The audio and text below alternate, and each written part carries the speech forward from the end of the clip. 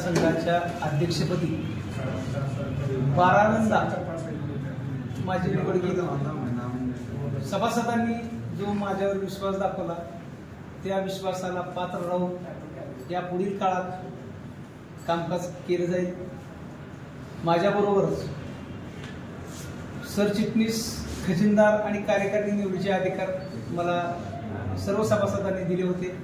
त्यानुसार सरचिटणीसपदी माझे सहकारी सागर सुरवशी यांची दुसऱ्यांदा निवड केली आहे, तर खजिनदारपदी माझे दुसरे सहकारी किरण बनसोडे यांची निवड केली आहे। आम्ही सर्वच कार्यकारिणीतले सदस्य एक दिलाने, एक मनाने, एका विचाराने सर्व सभासदांना विश्वासात घेऊन यापुढील कामकाज करू एवढं या निमित्ताने सांगतो। माझे 2 शब्द संपवतो।